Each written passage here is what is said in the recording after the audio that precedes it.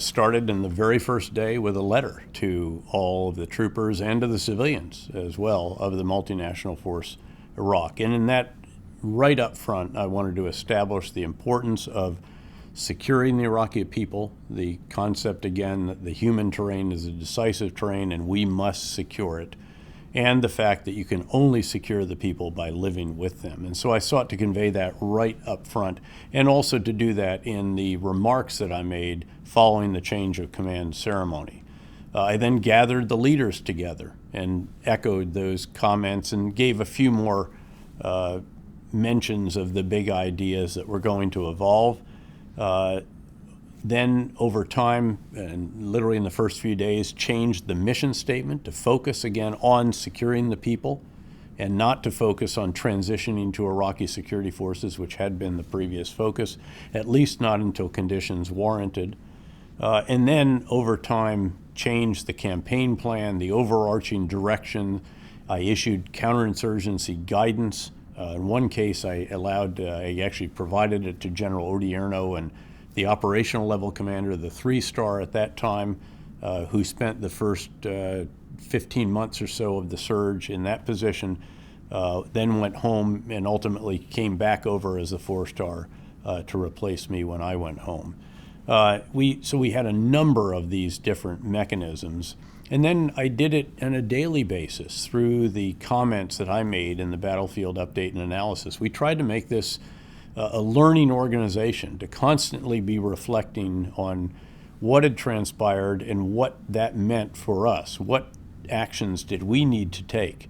What initiatives should we launch, and so forth and so on. And there were numerous of those, as you might imagine. The counterinsurgency guidance that I issued, I think, was particularly important. In fact, it was a personal work. This is not something that someone else drafted for me in the beginning. It was something that I'd been working on even while I was back at Fort Leavenworth before deploying. And it was, in a sense, a living document. I actually kept it open in the Microsoft Word part of my laptop all the time. And I would come back to it, tweak it, refine it. When I'd have an idle moment sometimes on a helicopter or a plane or what have you, I would pull it back up and refine it a bit more. I'd add anecdotes to it as they occurred to us. I remember where we talked about the idea of promoting initiative. And so when I was on a patrol in what had been a very difficult neighborhood in Iraq a year earlier, I found a transformed situation. And a company commander who, when we went back to his command post, who had on the door of that command post a sign that said, "In the absence of guidance or orders, figure out what they should have been and execute aggressively." I took that and actually incorporated that into our counterinsurgency guidance as an example of how one commander at the level at which big ideas are turned into reality on the ground, how he was actually thinking about this and how he himself was promoting initiative in his own organization. So it was something constantly refining, and every now and then I'd hit the send key and would send the latest version out to everyone.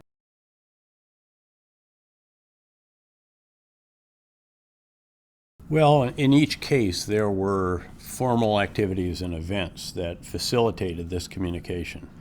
I had a weekly video teleconference together with Ambassador Crocker, for example, every Monday morning, Washington time, 7:30 Eastern time, for an hour. The president and his national security team assembled in the Situation Room and did a video teleconference with the two of us in Baghdad. It was religiously conducted. It started on time, it finished at an hour, and the president turned to us completely. There was no discussion from around the table unless he wanted to guide it that way, but he turned to us for our description of what was going on, what we were seeing, what we were planning, and then dialogue with him, and occasionally others would get to interact as well, but it was really the president's meeting. It was hugely important. On Tuesday at 7:30 Eastern time in Washington, I had a 1-hour video teleconference with Secretary Gates, the chairman of the Joint Chiefs, and just a very small handful of the most senior folks in the Pentagon. That was just for me. And that also was hugely valuable. Every Sunday night, I would send back a memorandum that went simultaneously to the Commander of U.S. Central Command, the Chairman of the Joint Chiefs, and the Secretary of Defense. Did not go through that chain of command. It went directly to all of them. And that was, frankly, it was information. In some cases, there were implications in it, or even somewhat code-worded requests that the Secretary might focus on a particular issue a bit more intently than the bureaucracy seemed to be doing. But it was a very effective means as well. So all of these very valuable. Now, on top of that, of course, the members of the chain of command, in addition to the service chiefs and a variety of others, would all come out. The same with the coalition countries. We got to know a number of the ministers of defense, chiefs of defense staff, and indeed leaders. The Prime Minister of the UK, for example, came out several times a year. I went through London anytime I went back to Washington. And so we had quite close relationships with a number of individuals in these key positions as well. And we worked very hard to communicate what was going on to them so that they had a forthright, up-to-date, and objective analysis. And we had a lot of interaction with Congress, as you might imagine. They came out when they were not in session. We would get as many as 3 congressional delegations in a single week when they were in recess. And of course, I had to testify to them. I did this once by video teleconference in the first couple months of the surge. I went back and did a closed-door hearing to all of the senators, for example, and then a number of members of the House of Representatives. I was assigned at that time others that came with me, the Vice Chairman of the Joint Chiefs, the Deputy Secretary of Defense, and the Deputy Secretary of State. And it was in that session that I realized that it was great to have these representatives there, but the truth was I knew more about Iraq than they did, even in their respective areas, because I was living it, and they had the whole world to worry about. And that better would be to have Ambassador Crocker go back with me, and noting, though, that when we decided to pursue that we would each have to testify before 2 additional committees, because I would not only have to do the House and Senate Armed Services Committees. With him, I would also have to do the House and Senate Foreign Relations Committees, and he had to do the same, of course, with the Armed Services Committees. But we thought that was important. We'd linked arms in virtually everything else we did, and we figured we should link arms when we came back to Congress. And we did 2 of those multiple-day hearings, one in September and then another the following year in April. It's interesting because I think that, frankly, there was question at various levels between me and the president. Certainly the commander of Central Command, when I initially took command, had been one of those who had felt that our forces were like sand in the oyster, but not producing a pearl, that producing problems, and that we needed to get out of the cities and so forth. The policy we had implemented in 2006, which I think clearly had been demonstrated to be ineffective and wrong. He was replaced after a month or 2 by an individual I had not served out there before, and who, again, I think questioned whether we could do what we'd set out to do, and felt that what we needed to be focusing on was drawing down at a time when we were just 2 months into the 5-month build-up. And so we worked through issues there over time. Ultimately, I think he became convinced that this was the right policy or the right strategy, and that indeed it was succeeding. But it took quite some time to get to that point. And then I think it's understandable that the service chiefs, from whom I was asking for everything we could possibly get, the reason we got 5 2/3 brigades additional, the reason we asked for it, in fact, was because that was literally all that was available. And of course, then we had to extend the forces from 12 to 15 months. These pose enormous challenges for the service chiefs who are trying to manage a force, trying to retain it, trying to educate it periodically, to carry through all the tasks that they have for which they're responsible, in providing forces to us and equipment and so on. But frankly, I was making life difficult for them by asking for as much as we requested. And of course, you had Afghanistan going on at the same time. The Secretary of Defense, I think, quite supportive of the President in the effort, did suggest at some point that we might be at numbers below what I thought were anything reasonable. We had that discussion, that was sorted out. And then you get to the President. And at the end of the day, all that really mattered was that the President was absolutely committed to the surge. He was absolutely supportive of what it was that we were seeking to do in Iraq, and communicated me both directly and indirectly that if we needed something, don't worry about those between us and him.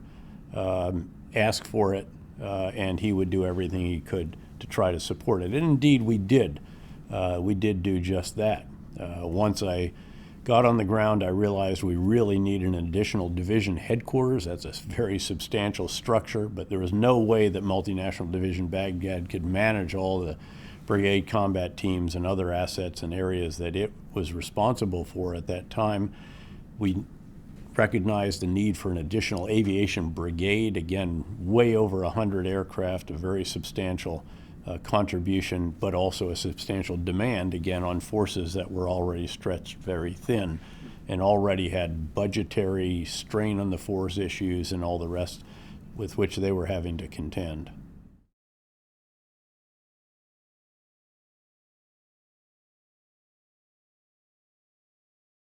Well, this is often a challenging endeavor. Indeed, on arrival in Iraq, I was summoned by the National Security Advisor. This is a month or so before Ambassador Crocker had even arrived, so this is with Ambassador Khalilzad. We went over to see the National Security Advisor, and he levied a series of demands that he said were voiced by Prime Minister Maliki, which were essentially the opposite of everything that we intended to do in the surge. It was, once again, get out of the cities, consolidate on big bases, hand off to Iraqi forces faster, release detainees, reduce night raids.